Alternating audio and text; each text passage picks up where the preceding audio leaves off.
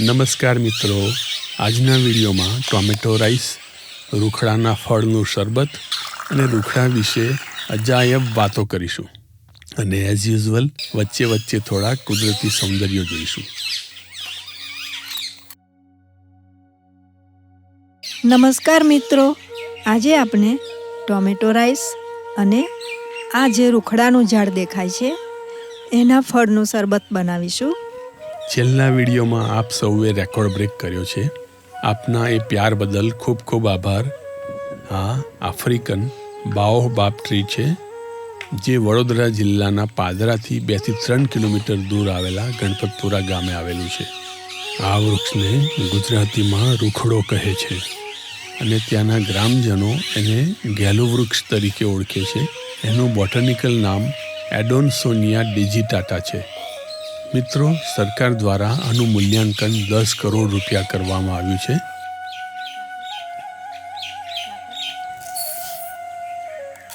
આપણે 2 કપ બાસમતી ચોખાને અડધો કલાક પાણીમાં પલાળી રાખીશું. ત્યાં સુધી આપણે બધા શાકભાજી ચોપ કરી લઈએ. મિત્રો, દરેક વિડીયોમાં છેલ્લે પૂછવામાં આવેલ પ્રશ્નોના જવાબ તથા વ્યુઅર્સના રેકગ્નિશન દર મહિને એક સ્પેશિયલ અલગથી વિડીયો બનાવીને એમાં ચર્ચા કરીશું. મિત્રો, અમારી એક સમસ્યા હતી. રસોડામાં પંખો ચલાવીએ તો ગેસને પવન લાગતો. એ જ સમસ્યા આ પોર્ટેબલ ગેસને લઈને બહાર જઈએ તો પવનથી ગેસ બંધ થઈ જતો. મને આ એક ઉપકરણ એમેઝોન પરથી મળ્યું છે, જેની કિંમત નજીવી છે. એને વિન્ડ પ્રોટેક્ટર કહે છે.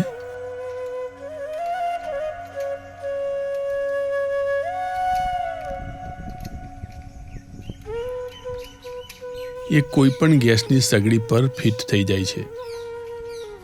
એ પવન તો રોકે જ છે, પરંતુ ગેસની ગરમીને બહાર ફેલાવા નથી દેતું.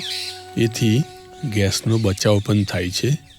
જો આપ કોઈને ખરીદવું હોય તો ડિસ્ક્રિપ્શનમાં એની લિંક આપેલી છે. હવે આપણે વઘાર કરી લઈએ.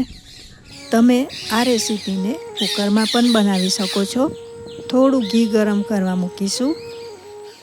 ઘી ગરમ થાય એટલે કાજુને સાતળી લઈશું.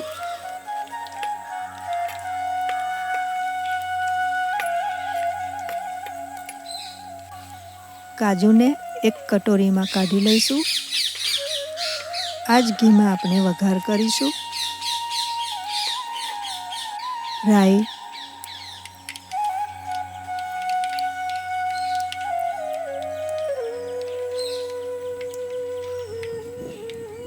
જીરું,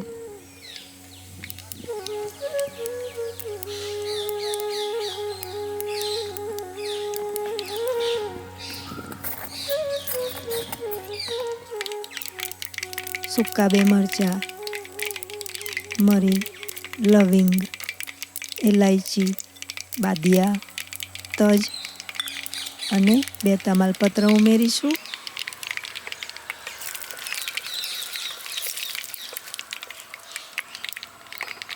થોડી હિંગ ઉમેરીશું.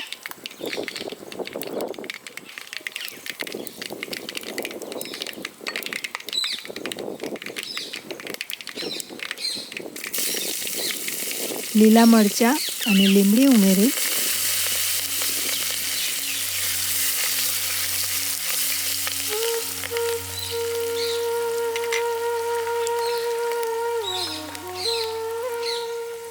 કટિંગ કરેલી ડુંગળી ઉમેરીશું. થોડું શેકાવા દઈશું.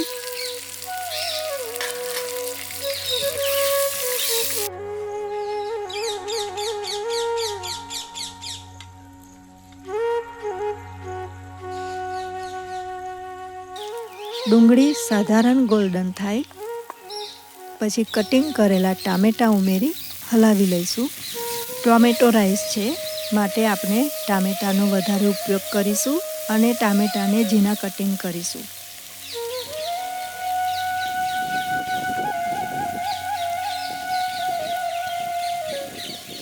એક ચમચી હળદર, 2 ચમચી મીઠું,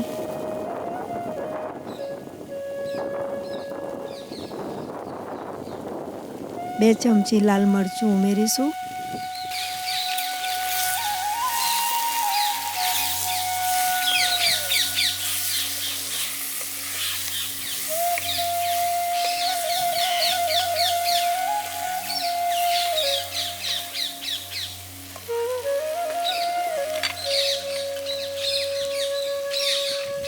ચોખા ઉમેરી 2 થી 3 મિનિટ શેકાવા દઈશું.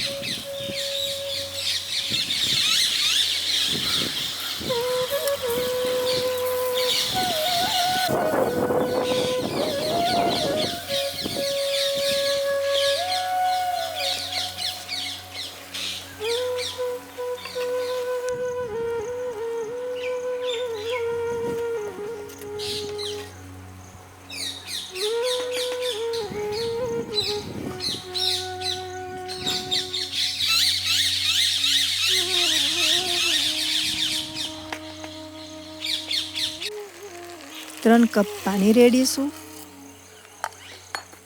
થોડું ચોપ કરેલું આદું ઉમેરીશું.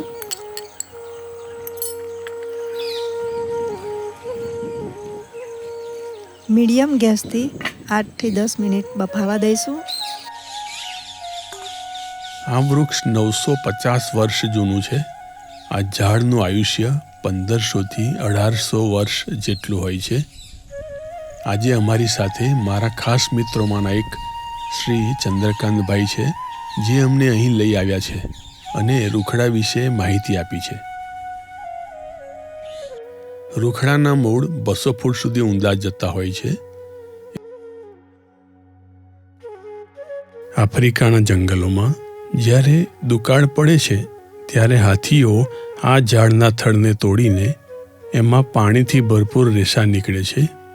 એ ખાઈને પોતાની ભૂખ અને તરસ મિટાવે છે.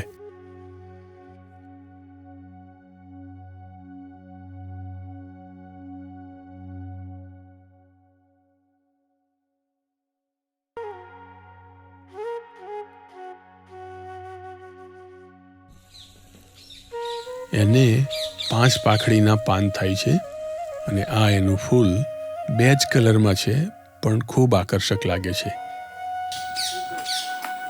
આ મહાકાય વૃક્ષ કેટલાય પક્ષીઓને આશરો આપે છે.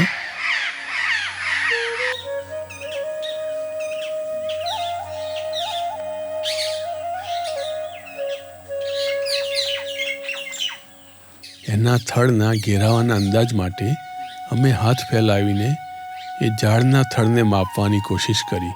તો અમારા જેવા બીજા 4 કપલ હોય તો આખું સર્કલ પૂરું થઈ શકે. ચાલો એના ડગ માપીએ.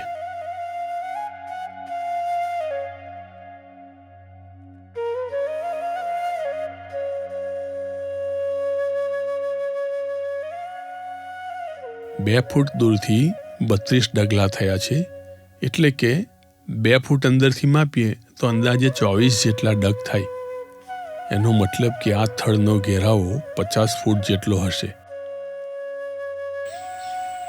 થોડું બફાયા બાદ 1 ચમચી ગરમ મસાલો ઉમેરીશું.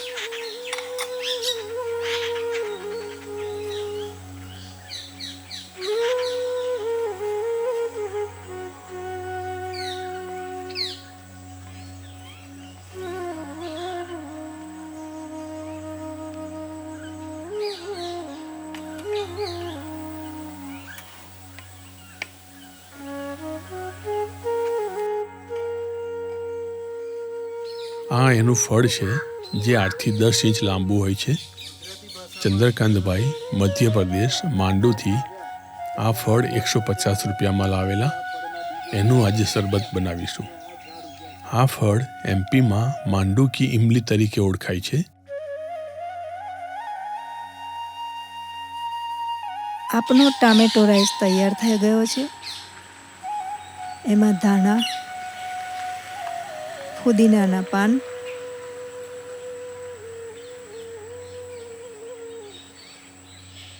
અને કાજુ ઉમેરી ગાર્નિશ કરીશું.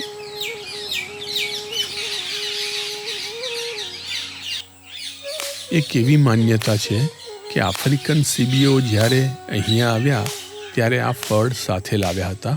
તેમાંથી નીકળેલ બીથી અહીં બાઓબાબ વૃક્ષનો પ્રસાર થયો હશે.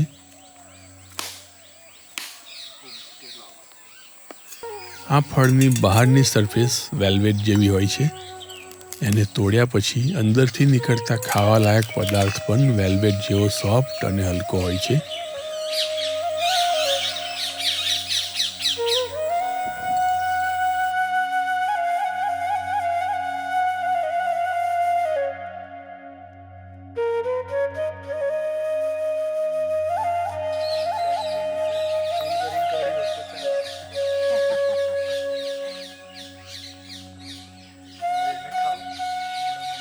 એને મોંમાં ચૂસીએ તો એ ખાટો લાગે છે.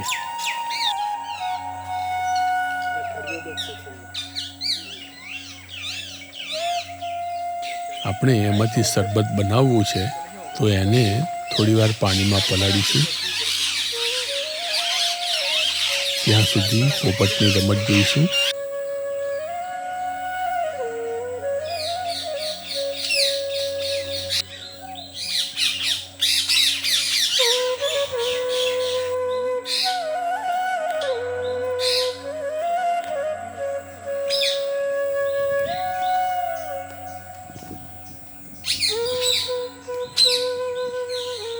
પાંચ મિનિટ બાદ આપણે શરબત ગાળી લઈશું.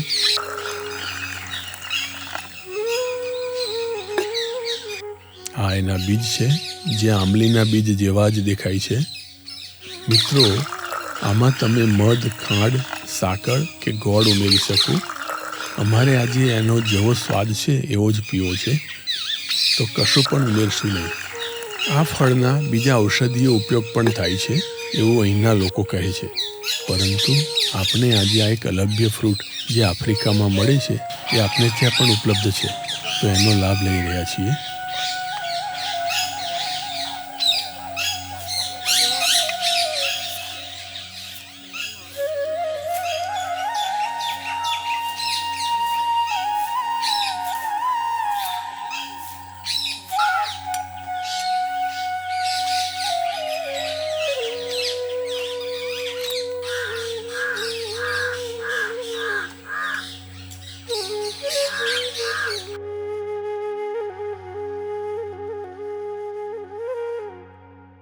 હવે આ વૃક્ષની વિશાળતા નીચે ઊભા ખબર નહીં પડે.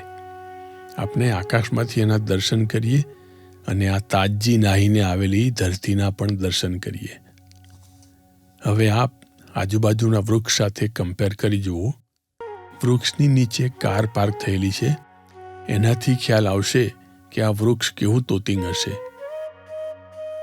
મિત્રો, અમારા દરેક વિડીયો જેના વ્યૂ ઓછા છે છતાં પણ વિડીયો આટલા જ સરસ છે, તો દરેક વિડીયો વોચ કરશો અને જો સારા લાગે તો મિત્રોને શેર કરશો. આજનો પ્રશ્ન: કોઈ પણ ફૂડ જેનો ગ્લાયસેમિક ઇન્ડેક્સ વધારે હોય, એટલે કે સુગર લેવલ વધારે હોય, તો એ લેવલને નીચું કરવાના ઉપાય કયા કયા છે? જે મિત્રોને ખબર હોય એ મિત્રો કોમેન્ટમાં જણાવશો. સુંદર એરિયલ લેન્ડસ્કેપની મજા માણો. આવતા વિડીયોમાં ફરીથી મળીશું. જય ભારત, વંદે માતરમ.